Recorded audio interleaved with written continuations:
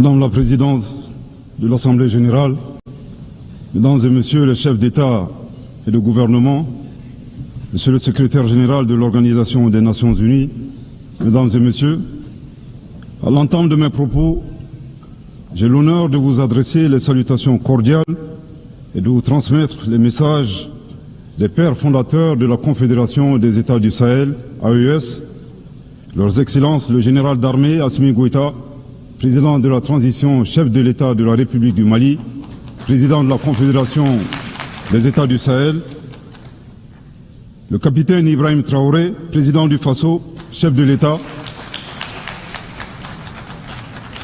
et le général d'armée Abdourahmane Tchani, président de la République du Niger, chef de l'État. Je vous prie de recevoir également les salutations chaleureuses du peuple digne de l'AES, plus que jamais déterminé à se libérer du joug de l'impérialisme et à réaliser son autodétermination dans un esprit panafricaniste. En vous adressant les vœux de succès de la Confédération des États du Sahel pour votre élection à la présidence de cette 80e session de l'Assemblée générale, Madame la Présidente, je félicite en même temps votre prédécesseur, Son Excellence M. Philémon Yang, de la République du Cameroun pour son leadership exemplaire durant les travaux de la 79e session. Qu'il me soit enfin permis de réitérer au secrétaire général M. Antonio Guterres notre appréciation des efforts qu'il continue de déployer pour la réalisation des nobles objectifs de notre organisation commune. Mesdames et Messieurs, le thème de cette 80e session de l'Assemblée générale, à savoir, je cite, « Mieux ensemble », plus de 80 ans au service de la paix, du développement et des droits humains, fin de citation, est d'une importance toute particulière pour les États membres de la Confédération AES. Oui, la paix, l'entraide, le développement et la préservation des droits humains demeurent les principaux objectifs, voire la raison d'être des Nations Unies. Hélas, ces objectifs essentiels n'ont jamais été autant ébranlés dans le monde et au Sahel précisément, du fait essentiellement des groupes armés obscurantistes, instrumentalisés et soutenus par des sponsors étatiques étrangers. Les États membres de la Confédération des États du Sahel sont à l'avant-garde de la lutte contre le terrorisme qui constitue à la fois une menace réelle à la paix et à la sécurité internationale, mais aussi et surtout une atteinte grave au fondement même de nos États. Sous l'impulsion de nos chefs d'État, les forces de défense et de sécurité des 3 pays de la Confédération AES travaillent étroitement dans un élan de collaboration et de complémentarité sans précédent et sont portés par un engagement commun et de mutualisation des efforts pour endiguer le fléau du terrorisme. Cette nouvelle dynamique, articulée autour du renforcement des capacités opérationnelles de nos forces de défense et de sécurité, à travers un recrutement massif, une formation adéquate et la fourniture d'équipements appropriés, produit chaque jour des résultats encourageants sur le terrain, confirmant ainsi toute la pertinence de notre décision souveraine de nous mettre ensemble pour combattre nos ennemis communs. À la différence de certains États qui ont ouvert des couloirs de passage sur leur territoire aux terroristes, en vue d'attaquer d'autres pays ou d'offrir leur territoire comme base arrière, les pères fondateurs de l'AES, par engagement panafricaniste et dans le souci de préserver les intérêts de leur population, ont décidé de sécuriser leur pays tout en évitant une propagation de la menace vers d'autres régions africaines, voire dans le monde, effectuant ainsi un véritable travail de sécurité publique régionale et mondiale.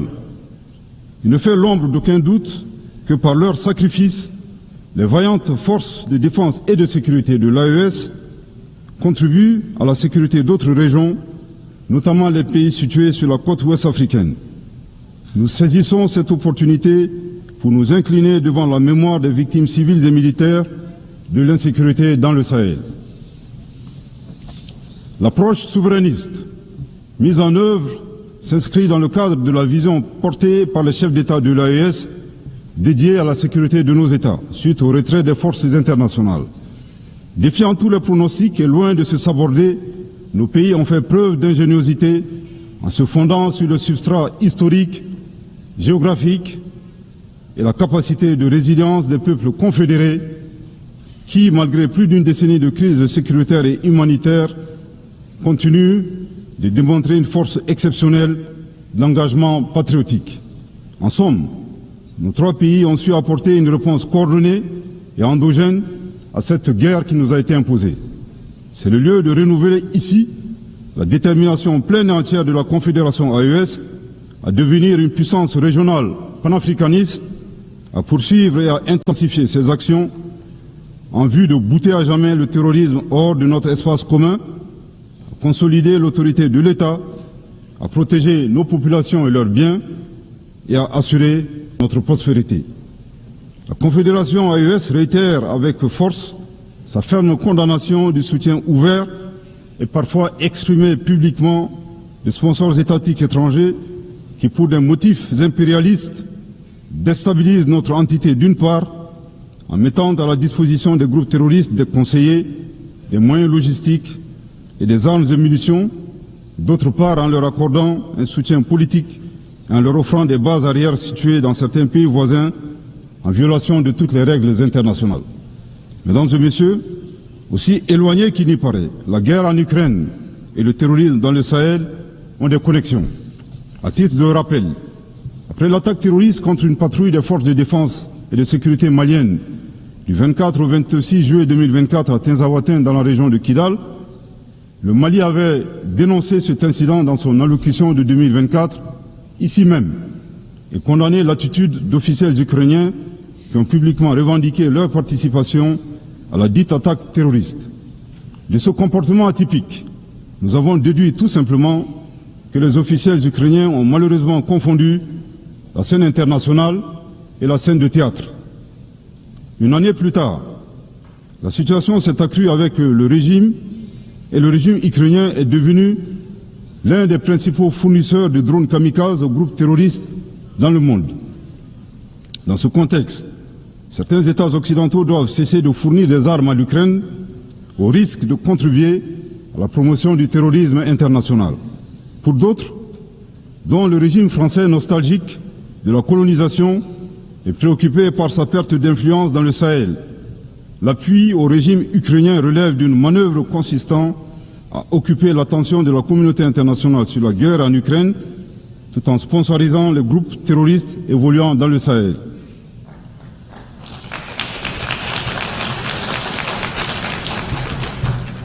Fidèle au principe de la Charte des Nations Unies, le Mali avait, le 15 août 2022, saisi le Conseil de sécurité des Nations Unies en vue d'une réunion du Conseil afin que mon pays puisse fournir des preuves irréfragables du soutien de la France aux activités terroristes. Jusque-là, la requête est demeurée sans suite, alors que leurs actions de sabotage continuent à divers niveaux. Il est temps d'agir pour que les responsables de ces violences soient identifiés et confondus, que les résolutions soient traduites en engagements concrets, que l'espace sahélien soit définitivement sécurisé et que les ressources du Sahel bénéficient aux populations du Sahel. Les institutions internationales, au premier chef l'ONU, ont été créées au lendemain de la Seconde Guerre mondiale pour protéger les peuples contre les excès de violence, les logiques d'anéantissement et les génocides silencieux. Il est grand temps que la conscience mondiale se réveille et que les institutions internationales prennent leur part de responsabilité en répondant véritablement aux cris de détresse des peuples opprimés qui revendiquent leur souveraineté. La Confédération AES réitère son engagement à coopérer avec l'ensemble des États, des organisations régionales et internationales et partenaires qui respectent sa souveraineté, ses choix politiques souverains, ses priorités en matière sécuritaire, de lutte contre le terrorisme, de développement économique et social, et ce, dans le cadre d'un partenariat gagnant-gagnant pour la réalisation des aspirations de ces populations. Mesdames et messieurs, outre les efforts de sécurisation pour le retour de la paix dans nos pays, le gouvernement de la Confédération AES s'attelle à la mise en œuvre d'une stratégie globale et intégrée qui inclut des mesures politiques, de développement économique et social, de justice et de réconciliation. En choisissant la voie de l'audace et de la souveraineté, les instances confédérales ont lancé des initiatives de rupture fondées sur le développement endogène. C'est là un chemin clair celui d'apporter nous-mêmes la valeur ajoutée indispensable à nos économies et de préserver la dignité de nos peuples. Ce choix que nous assumons pleinement traduit notre volonté ferme et inébranlable de prendre en main notre destin. Dans la même optique, nous avons inscrit au cœur de nos priorités nationales et confédérales des politiques d'investissement stratégiques dans différents domaines prioritaires tels que les infrastructures, l'énergie, l'industrialisation et la diversification de l'économie. Participe de cette dynamique la création de la Banque confédérale pour l'investissement et le développement visant à réaliser les projets confédéraux. La Confédération des États du Sahel fonde ses ambitions de développement sur des atouts indéniables. Un territoire vaste de 2 800 000 km² et une population de 75 millions d'habitants dont la majorité est composée de jeunes. À cela s'ajoute sa diaspora forte, engagée et agissante. Elle compte également sur ses terres fertiles, ses nombreux cours d'eau, ses sources d'énergie et ses réservoirs en ressources minières parmi les plus importants au monde. Mesdames et messieurs, la troisième dimension du thème de cette 80e session de l'Assemblée porte sur les droits humains. La Confédération AES réaffirme son attachement à respecter et à faire respecter le droit international des droits de l'homme et le droit international humanitaire, conformément à son histoire millénaire humaniste et à ses engagements nationaux et internationaux. Cependant, nous restons fortement opposés à l'instrumentalisation de la question des droits humains à des fins politiques ou de déstabilisation de nos institutions nationales, voire de nos États souverains indépendants. Là de cette situation est soucieux de préserver la souveraineté et la dignité du peuple. Les chefs d'État de la Confédération AES se sont retirés avec effet immédiat du statut de Rome de la Cour pénale internationale le 22 septembre 2025.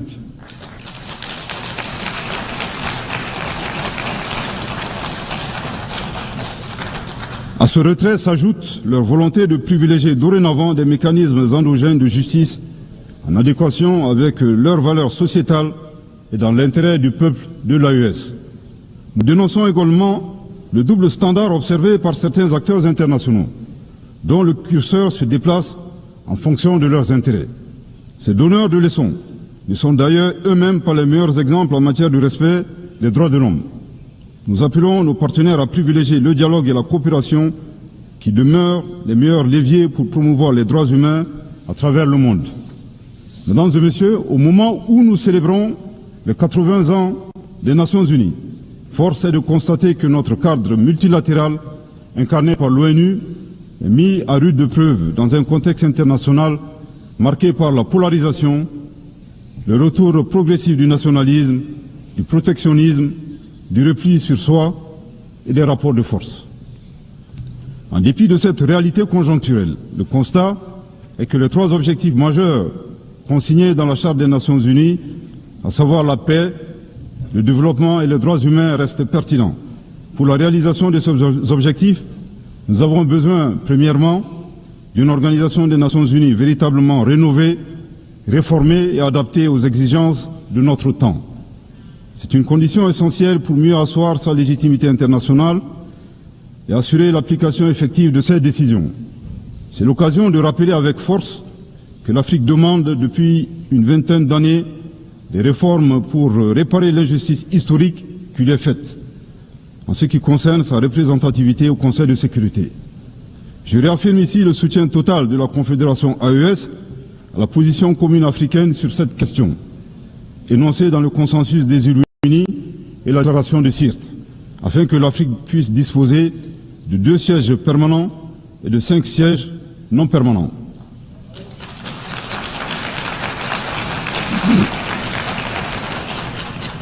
Deuxièmement, nous avons besoin d'une organisation des Nations Unies garante du respect du droit international pour tous. Nous sommes préoccupés de constater les violations flagrantes du droit international dans le monde, et ce, en toute impunité.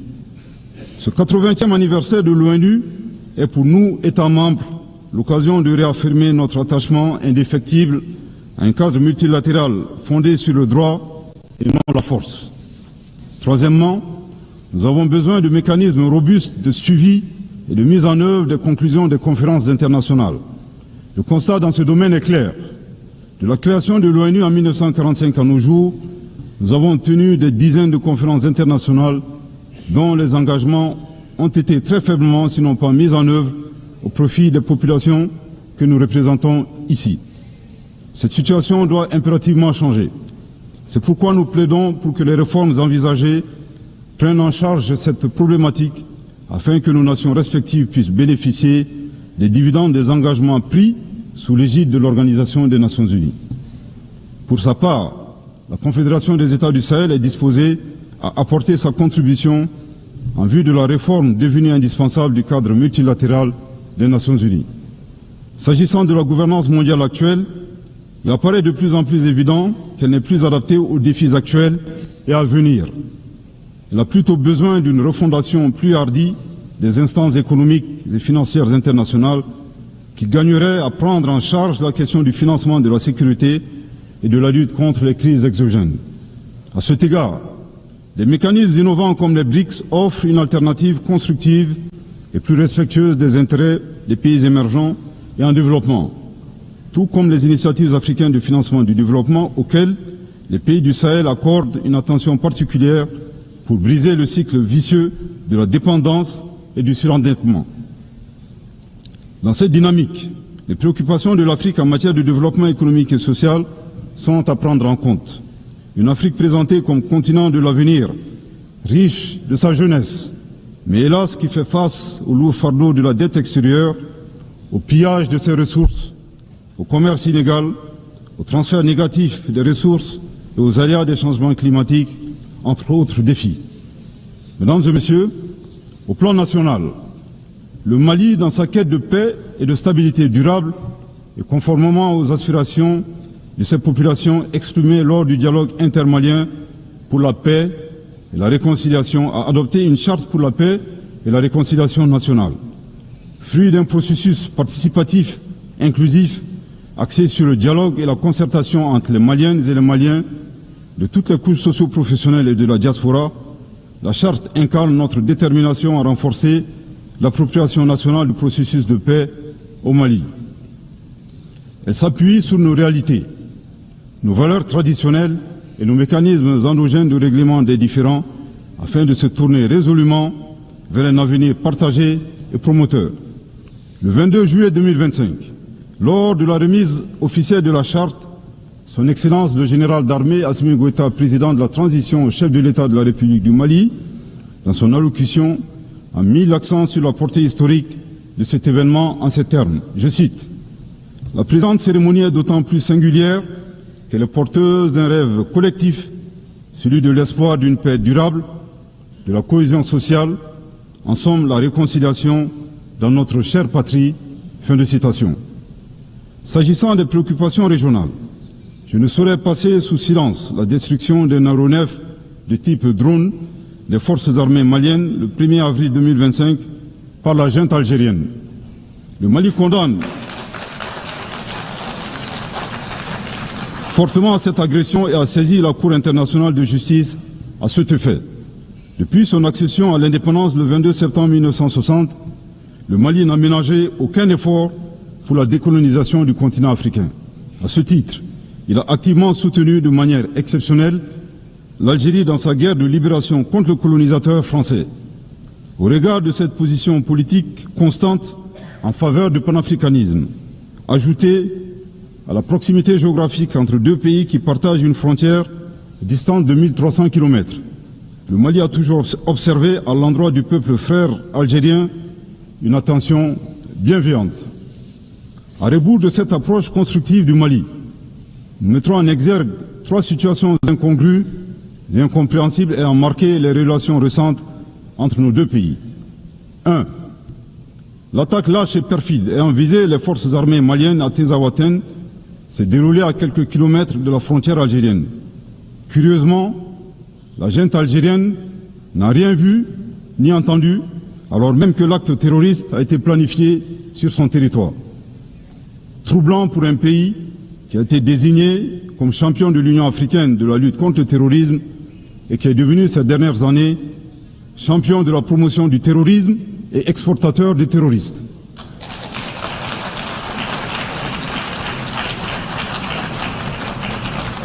2. Comme annoncé, la junte algérienne a annoncé un drone malien acheté sur fonds propres à la sueur du contribuable malien, au motif fallacieux de la violation de leur espace aérien. Le Mali est troublé par la thèse de la junte algérienne défiant les lois de la physique et suivant laquelle un objet abattu dans l'air est capable de se déplacer à partir de son point de chute sur 22 km, puis de se retrouver sur le territoire malien. En effet, il est utile de souligner que les débris du drone malien se sont retrouvés sur le territoire malien, validant nos arguments. 3. Le 4 septembre 2025, le gouvernement malien a informé l'opinion du dépôt d'une requête introductive d'instance auprès de la Cour internationale de justice contre la junte algérienne concernant la destruction du drone. Dans un communiqué du ministère algérien des Affaires étrangères, en date du 19 septembre 2025, nous avons appris avec une profonde stupéfaction une allégation suivant laquelle le dépôt de la requête malienne a été motivé par la conférence de presse du ministre algérien des Affaires étrangères, intervenue le 13 septembre 2025 et lors de laquelle il niait le dépôt de la requête malienne auprès de la Cour internationale de justice. Nous faisons observer au ministre que le dépôt de la requête annoncé par le Mali le 4 septembre n'a jamais signifié son enregistrement automatique par la Cour internationale de justice. Le Mali rappelle que la diplomatie vise à défendre les intérêts de son pays.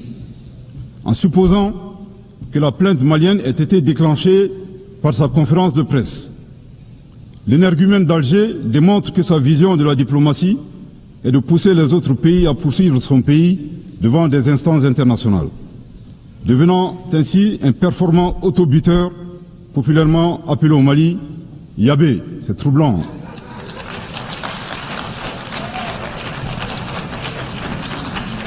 Au passage, le Mali rend un vibrant hommage au ministre des Affaires étrangères de la junte algérienne.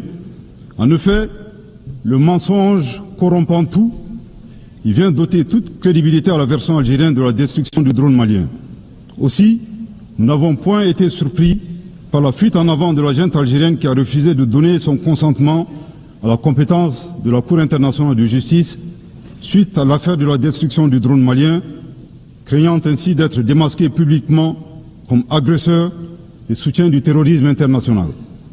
Au regard de ces 3 points insolites, le Mali recommande à la junte algérienne d'une part de faire sienne cette citation de Amadou Hampâté-Bâ dans Vie et enseignement de Thierno Bokar, le sage de Badjangara, je cite, « Certaines vérités ne nous paraissent invraisemblables que tout simplement parce que notre connaissance ne les atteint pas. » Fin de citation. Nous les invitons à chercher à connaître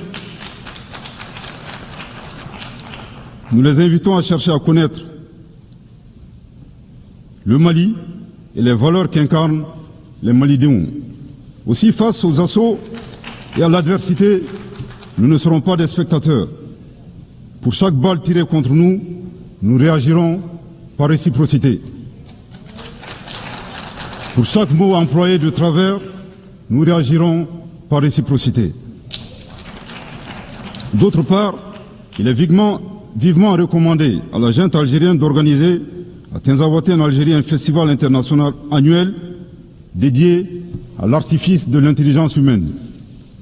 Du haut de cette tribune, nous appelons la junte algérienne à cesser de soutenir le terrorisme international et à s'impliquer résolument dans la promotion de la paix et de la sécurité dans un esprit constructif en respectant la souveraineté des États.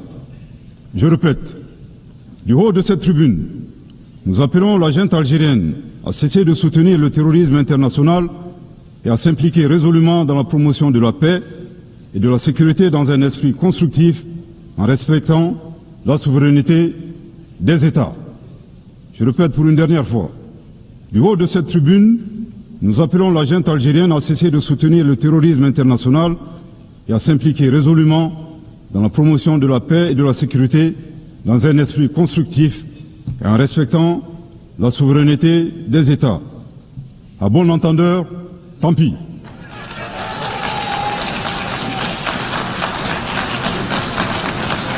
Madame la Présidente, Mesdames et Messieurs, l'occasion est ici propice pour exposer l'avis d'un citoyen. Le point levé à l'aube de notre souveraineté retrouvée, partagée par le peuple de la Confédération AES. Notre confédération est composée de nations combattantes, une terre de résistance. Ce que nous affrontons, ce n'est pas un simple conflit intérieur, c'est une guerre hybride soutenue par des intérêts impérialistes où les ennemis de la paix portent parfois des cravates.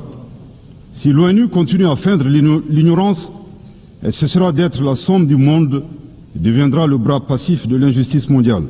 Nous disons ceci, la Confédération AES n'a pas peur, elle ne cédera pas, elle résistera encore et toujours.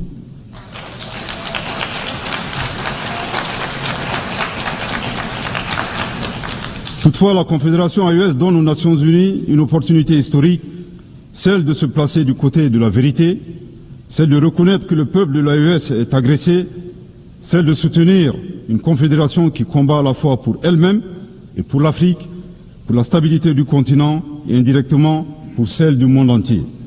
L'histoire jugera, elle jugera ceux qui ont armé les forces du mal, elle jugera ceux qui ont détourné le regard, et jugera ceux qui ont oublié que la justice est la seule voie vers la paix durable. La Confédération AES ne demande pas l'aumône, elle appelle à la conscience. Pour conclure, je voudrais réaffirmer ici l'attachement de la Confédération des États du Sahel aux valeurs, aux buts et aux principes de la Charte des Nations Unies. Aussi, la Confédération AES indique qu'on ne peut être mieux ensemble qu'à la condition d'œuvrer collectivement pour un multilatéralisme à visage humain, fait de dialogue, fondé sur le droit, la coopération et la solidarité entre les peuples, promouvant la paix et le développement dans le respect de la souveraineté des États. Cependant, nous ne pouvons et nous ne devons continuer à faire la même chose durant des années à venir pour espérer des résultats différents. Il y a un besoin urgent de réforme à opérer dans notre cadre multilatéral existant, incarné par notre organisation commune. La célébration des 80 ans de l'ONU nous offre cette opportunité historique pour adapter l'organisation aux réalités du moment, capable de répondre efficacement aux défis présents et futurs. La Confédération AES reste disposée à jouer sa partition, toute sa partition, dans la quête de réponses collectives visant à préserver les générations futures du fléau de la guerre, à assurer un développement harmonieux pour tous et à promouvoir et protéger les droits humains. Que Dieu bénisse la Confédération des États du Sahel et préserve son peuple des forces obscurantistes et destructrices du monde. Que Dieu bénisse le Mali et préserve les Maliens des forces obscurantistes et destructrices du monde. Que Dieu bénisse l'Afrique et préserve les Africains des forces obscurantistes et destructrices du monde.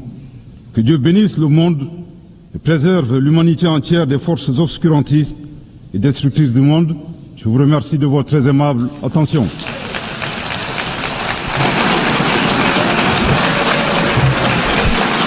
Au nom de l'Assemblée générale, je tiens à remercier le Premier ministre, chef du gouvernement et ministre de l'administration territoriale et de la décentralisation de la République du Mali. Voilà, c'était là le discours du Premier ministre, chef du gouvernement, le général de division Abdoulaye Maïga. Parmi les sujets abordés, la lutte contre le terrorisme avec la montée en puissance des FAMA et la force unifiée de l'AES, la politique étrangère du Mali. Le général de division Abdoulaye Maïga est revenu sur le retrait des pays de l'AES de la CPI. Il a dénoncé l'instrumentalisation des questions des droits de l'homme, la représentativité de l'Afrique au sein du Conseil de sécurité. Vous aurez le décryptage du discours du Premier ministre dans nos éditions futures. Et ne décrochez pas, je vous retrouve tout à l'heure pour le journal de 20h.